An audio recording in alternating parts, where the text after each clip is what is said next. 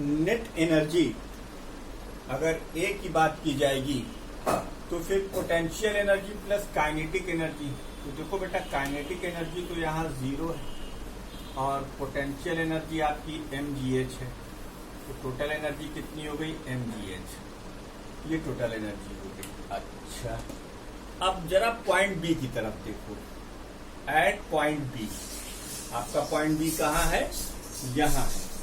अगर point B की बात करें हम, तो एट पॉइंट बी, और फिर पेन बदल देते हैं। एट पॉइंट बी पर, ये तुम्हारा पॉइंट बी है, इस पॉइंट की अगर बात की जाए तो अब इस पॉइंट पर ऑब्जेक्ट जब पहुंचेगा तो उसके पास एक फाइनाइट वेलोसिटी है v1 at point B. At point B, ठीक है। तो from third equation of motion, from third equation of motion, v1 square, इस पॉइंट की वेलोसिटी कहां से आ रहा है? ए से। तो इनिशियल वेलोसिटी 0 का स्क्वायर, कितनी हाइट असेंड कर गया? x।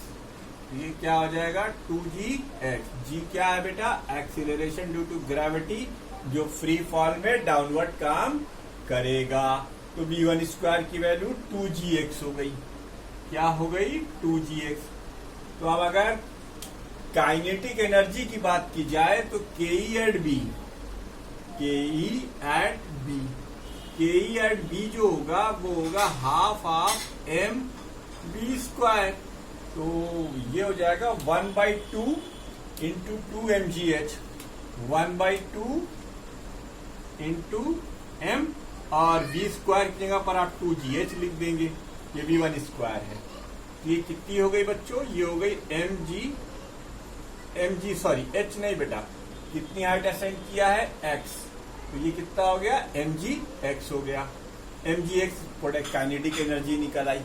अब इसी को हम यहां से बाइफरकेट कर दें। ध्यान से देखते रहना, ठीक है। अब पोटेंशियल एनर्जी एट बी क्या होगी? जब बी पर आ जाएगा तो ग्राउंड से उसकी हाइट कितनी बची? h minus x. कितनी हाइट बची? h minus x. तो आओ बच्चों, पोटेंशियल एनर्जी एट बी लिख लें। पोटेंशियल एनर्जी एट बी, ये क्या हो जाएगी? P की वैल्यू हो जाएगी mg। हाइट कितनी है बच्चों? h minus X, h minus X, ठीक। अच्छा, तो net energy at point, net energy at point B, तो ये क्या हो जाएगा? के ई प्लस पीई। के ई कितनी है बेटा? mgx। के ई कितनी है? mgx। हाँ, और P कितनी है? mgh minus x. देखो ये प्लस का है और ये माइनस का है, तो कैंसिल हो जाएगा। क्या बचेगा?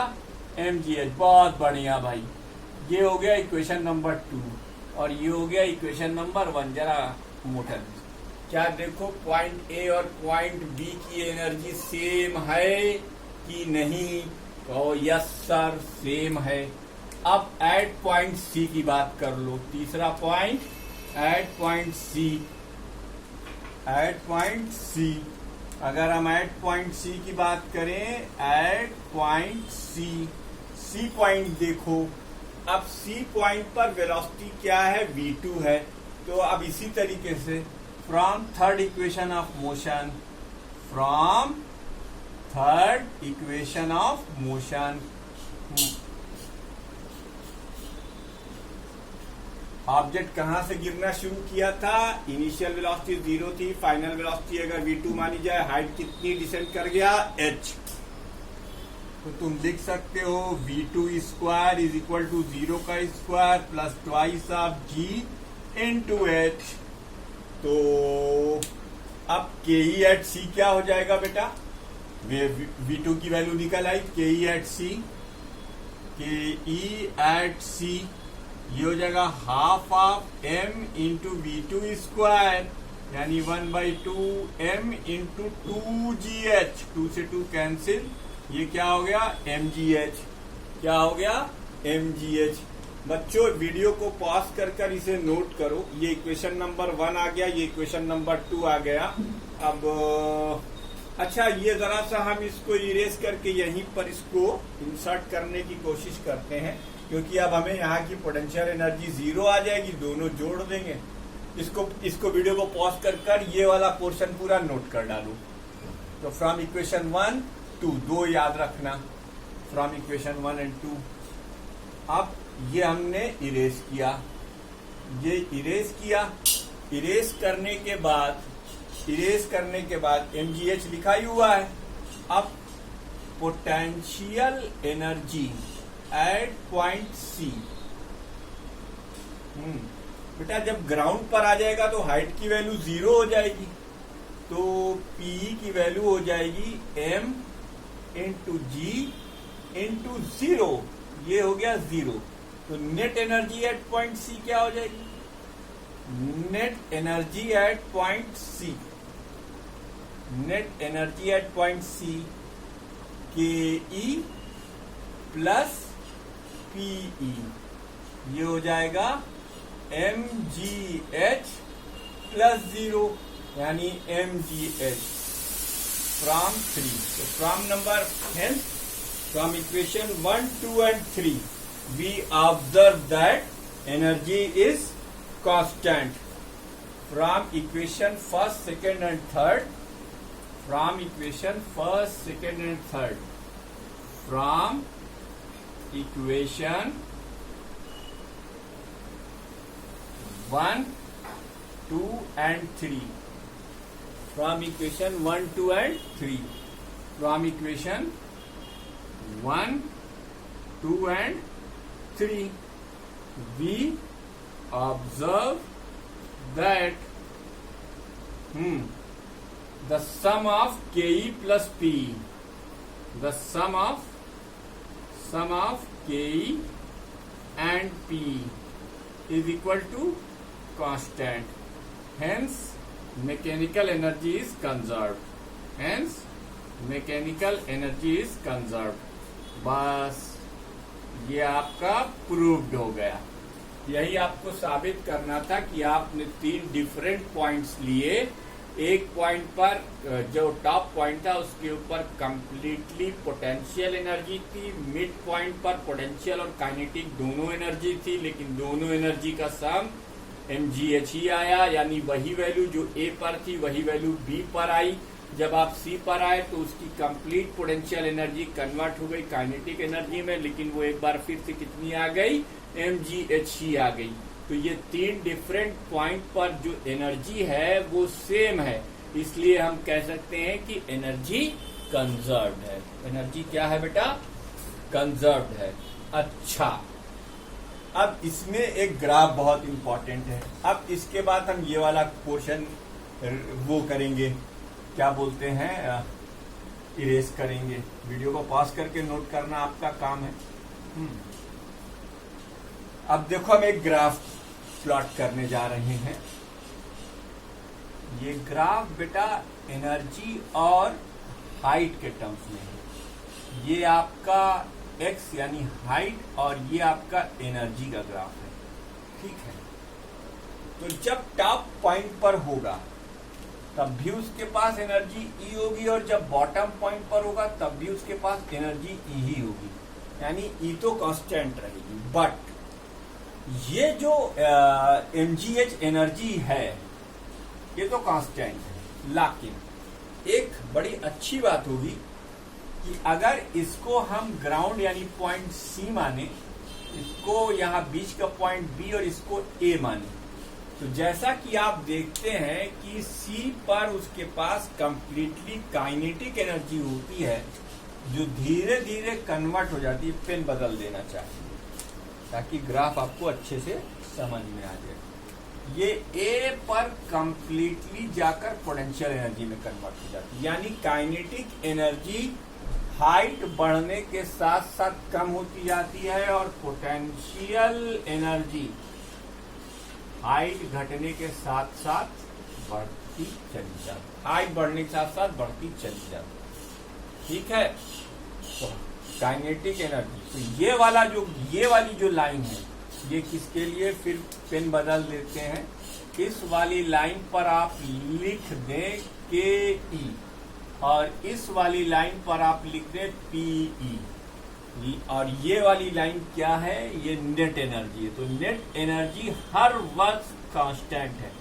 ये अलग बात है कि वो एनर्जी कन्वर्ट हो रही है काइनेटिक से पोटेंशियल और पोटेंशियल से काइनेटिक में। तो ये ग्राफ आपका आ जाता है।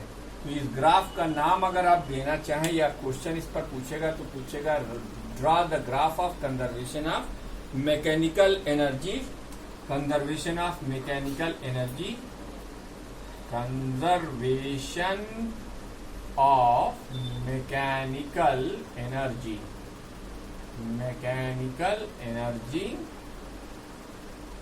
In the motion under gravity, in the motion under gravity. तो ये हुआ आपका complete explanation conservation of mechanical energy का। अब इसमें आप अगर अपनी बुक खोलेंगे तो वहां पर तमाम तरह के रायते फैले हुए हैं, वो रायते आप खुद समेट लीजिए, पढ़ना है आपका काम। हमारा जो मेन पॉइंट था वो मैंने आपको बता दिया। इस चैप्टर में हम आपके साथ 2-3 न्यूमेरिकल जरूर डिस्कस करना चाहेंगे, जैसे application of principal of conservation of energy of simple pendulum है। ये आप खुद से पढ़ लें, अगर नहीं समझ में आएगा तो मुझसे बताइएगा, मैं कमेंट सेक्शन में बता दीजिएगा, मैं कर दूंगा। मैं इसमें आपको कुछ क्वेश्चंस बताना चाहता हूं, जैसे पेज नंबर 47 अगर न्यू बुक है तो पहला न्यूमेरिकल। बच्चों वीडियो को पॉज कर इसे नोट कर लीजिए। अब हम इसके बाकी रिमेनिंग पोर्शन में न्यूमेरिकल डिस्कस करेंगे इसी चैप्टर के, है ना, ताकि ये चैप्टर पूरी तरीके से आज खत्म हो जाए, मतलब इस वीडियो में कंप्लीट हो जाए। 2-4 क्वेश्चन हम बता देंगे, बाकी आप स्वयं करने का प्रयास करें। अब जैसे पहला क्वेश्चन है, ball of mass 0.2 kilogram is thrown vertically upward with an initial velocity of 20 metre per second. Calculate the maximum energy it gains at it is goes up. कितनी मैक्सिमम पोटेंशियल एनर्जी ऑब्जेक्ट के पास आएगी। देखो बेटा, ये ground है, ground से आपने एक ऑब्जेक्ट को 20 मीटर पर सेकेंड की स्पीड से फेंका है। इसके ऊपर एक्सेलरेशन ड्यू टू ग्रेविटी अगर हम 10 मीटर पर सेकेंड स्क्वायर मान लें तो ये डाउनवर्ड डायरेक्शन में काम करेगा। तो पोटेंशियल एनर्जी गेन करने का मतलब है कि वो कितनी हाइट तक जाता है। तो पहले हम हाइट असेंट निकालेंगे, हाइट असेंट। अब हाइट असेंट निकालने के लिए हमारे पास एक फार्मूला है, v square is equal to U square plus twice AS। बच्चों यहाँ फाइनल वेलोसिटी 0 का स्क्वायर कर दीजिए, इनिशियल वेलोसिटी आप 20 का स्क्वायर। चूंकि g डाउनवर्ड डायरेक्शन में लगा है इसलिए 10 और ये h, तो h की वैल्यू आप देख सकते हैं 20 इंटू 20 डिवाइडेड बाई 2 इंटू 10, यानी ये 20 मीटर आ जाएगा, ये हाइट आ गई। अब पोटेंशियल एनर्जी अगर आपको निकालनी है तो पोटेंशियल एनर्जी का फार्मूला होता है mgh। मास बॉल का जो दिया हुआ है 20 ग्राम, यानी 20 इंटू 10 की पावर -3, इसकी वैल्यू 10 और ये 20 रख दीजिए। ठीक है, तो 1 0 2 0 3 0, 10 की पावर -3 हो गया। तो ये कितना आ गया आपका 20 इंटू 10 की पावर -3,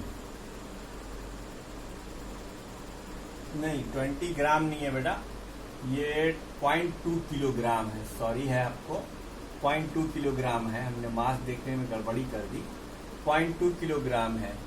तो ये हो गया 0.2 इंटू 2, यानी ये कितना आ गया 40 जूल। ये आपके पहले क्वेश्चन का सॉल्यूशन है। अब आप अगर दूसरा क्वेश्चन देखें, stone of mass 500 gram is thrown vertically upward with a velocity of 15 metre per second. Calculate the potential energy at the greatest height. क्या आपको ये दूसरा वाला न्यूमेरिकल पहले वाले न्यूमेरिकल की तरह एनालॉगस नहीं लगता? या आपने एक हाइट ली, यहाँ से आपने एक बॉल को फेंका, बॉल की initial velocity 15 metre per second है। ठीक, तो सबसे पहले आप हाइट असेंड निकालेंगे। हाइट असेंड जो आप निकालेंगे वो इस फार्मूले से निकालेंगे, v² is equal to u² plus twice as।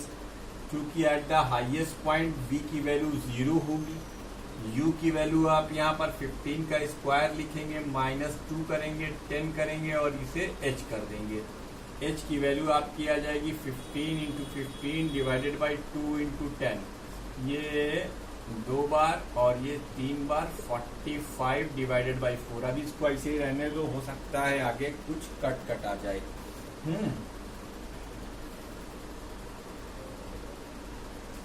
ठीक है, काइनेटिक एनर्जी, तो ये हाइट है 45/4, तो अब mg पोटेंशियल एनर्जी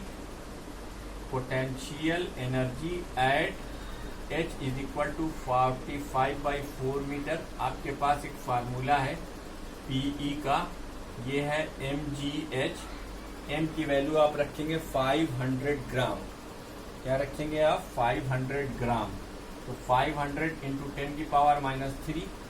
g की वैल्यू इन्होंने दिया नहीं है, तो हम अपनी कन्वीनियंट के लिए 10 ले रहे हैं, और ये 45/4। ठीक है बच्चों, तो अगर आप इसे सॉल्व करेंगे तो 1 0 2 0 3 0 प्लस का और 3 0 माइनस का, तो 3 हो गया, ये कट गया, बचा क्या? 5 इंटू 45 डिवाइडेड बाई 4, ये आ जाएगा 1.25।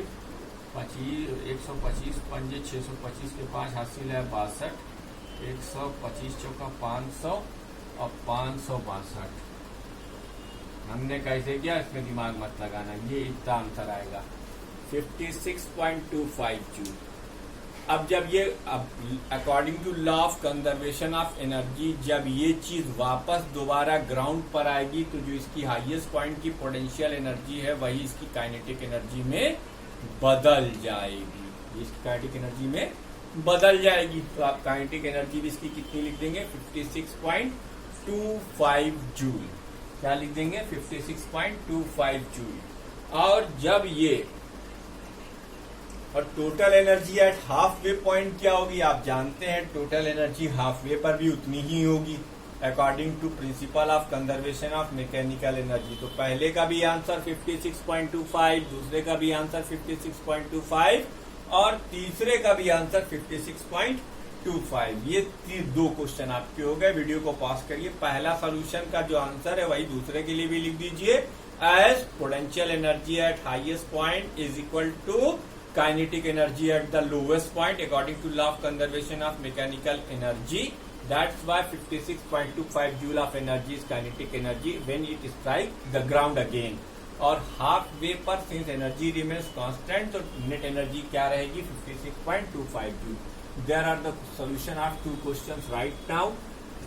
अब आप थर्ड क्वेश्चन देखते हैं इस वीडियो में कितने क्वेश्चन हो पाते हैं। थर्ड क्वेश्चन देखिए, a metal ball of mass 2 kilogram is allowed to fall freely from the rest from a height of 5 meter above the ground. Taking g is equal to 10 meter per second square, calculate the potential energy possessed by the ball when initially at rest. बेटा क्या इससे भी आसान कोई सवाल हो सकता है? 3 में m की वैल्यू दी हुई है 2 किलोग्राम और h की वैल्यू है 5 मीटर और g की वैल्यू है 10 मीटर पर सेकेंड स्क्वायर। तो बेटा अगर पोटेंशियल एनर्जी निकालना हो तो पोटेंशियल एनर्जी का सीधा फार्मूला mgh होता है, यानी 2 इंटू 5 इंटू 10 कितना हो गया? ये 200 joule, sorry 100 joule, I am sorry 100 joule, भूल चूक लेनी देनी, 100 जूल हो गई। The kinetic energy of ball just before it hit the ground, वही कहानी फिर है दोहरानी, यानी आप चलो यहां लिख देते हैं P at highest point. P at highest point is equal to KE at ground. तो इसका मतलब ये भी क्या हो गया? 100 जूल हो गया। ठीक, तीसरा देखिए, what happens to the mechanical energy of the ball when it hits the ground and comes to rest? बेटा जब ये रेस्ट पर जाएगी तो इसकी मैकेनिकल एनर्जी दो पार्ट में बटेगी, एक तो हीट में और दूसरे साउंड एनर्जी में। जैसे कि धड़ाम से करके एक आवाज आएगी गिरने की, आप कोई चीज गिरा कर देख भी सकते हैं। चौथा क्वेश्चन बहुत इंपॉर्टेंट है बोर्ड के पॉइंट ऑफ व्यू से। चलिए चौथा भी बता ही देते हैं। चौथा क्वेश्चन देखिए आप। चौथे क्वेश्चन में एक फिगर है, 75 मीटर की हाइट है ग्राउंड से, ठीक, और यहाँ ए पॉइंट है, इस पॉइंट से एक ऐसे करके स्लोप बना हुआ है और फिर ये ऐसे यहाँ पर बी पॉइंट है, ये है 15 मीटर, ठीक। इस फिगर में कहता है कि स्काई जंप, यहां से एक बंदा जंप करता है। Sky weighing 60 kilogram F stand at the top of the sky jump. He move from A and take off for his jump at B. Calculate the change in gravitational potential energy of the skier between A and B. तो आप G यानी gravitational, P यानी potential energy at A निकाल लीजिए। Square का मास कितना है, wait कितना, 60 किलोग्राम है। तो क्लास 9th में मैंने आपको बताया था 60 किलोग्राम एफ को न्यूटन में कन्वर्ट कर देना है, यानी ये हो गया 60 × 10 न्यूटन, यानी mg की वैल्यू ये आ गई। और हाइट कितनी है, 75 मीटर। ये जीपीई एट ए आ गया, और जीपीई एट बी इसकी वैल्यू क्या होगी, 60 × 10, मास तो सेम रहेगा, हाइट वो हो जाएगी। अब change in gravitational potential energy, change in GPE, change in GPE जो होगा वो 60 × 10 तो कॉमन आ गया, 75 - 15 दैट इज 60 × 10 × 60 हो जाएगा, ठीक है। 60 × 10 × 60, इसको सॉल्व करोगे आंसर आएगा 3.6 × 10⁵ जूल। अब आप जानते हैं सेकंड क्वेश्चन क्या पूछा है, if the 75% of energy in part A becomes kinetic energy at B, calculate the speed at which the skiers arrives at B। बेटा इसका 75% ही काइनेटिक एनर्जी में बदल रहा है। तो हम तीसरा क्वेश्चन जो हमने किया था उसको हम इरेज कर रहे हैं, और इरेज करके इसको कंटिन्यू करके इसका सोल्यूशन बता दे रहे हैं आपको। 75%, तो जीपीई एट बी, केई एट बी जो है वो 75% ऑफ जीपीई एट बी है, जीपीई एट बी। तो ये 75 डिवाइडेड बाई 100 मल्टीप्लाइड बाई 3.6 × 10⁴, ठीक, ये हो गया।